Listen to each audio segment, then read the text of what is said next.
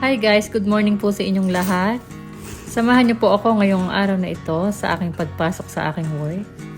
Andito po ako sa Australia, kasama ko po ang aking pamilya. Ang oras po ng aking work ay 8:30. Pero tuwing Sunday lang po ito. Ito po ang aking routine everyday. Tuwing umaga, kailangan pong uminom ng kape every morning. And then magluto ng almusal.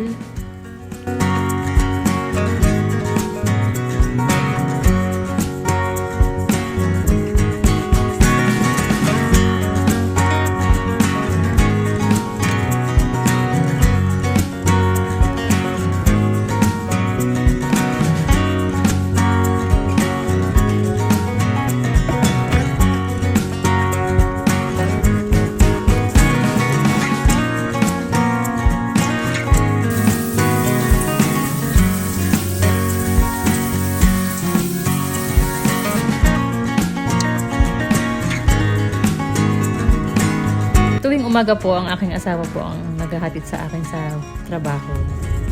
Hindi naman po kalayuan ang work ko dito. Wala pa pong 10 minutes ang drive. Andoon na po ako. Ang lugar na tinitirahan namin dito sa Australia ay Ballina, New South Wales. Magandang lugar po ito. Nagustuhan po namin mag-anak.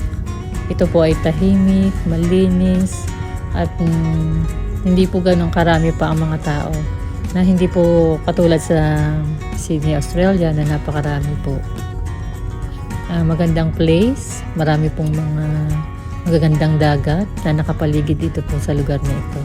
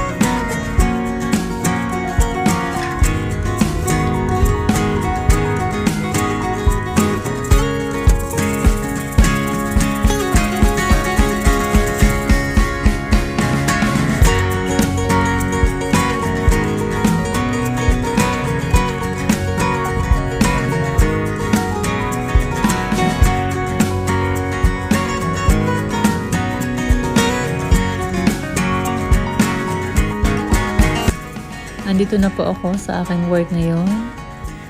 Papasok na po ako sa loob ng aking pinagtatrabahuhan. Salamat po sa inyong lahat. Have a blessed day sa inyong lahat. Bye guys. See you sa susunod na vlog. Please subscribe, like, and share.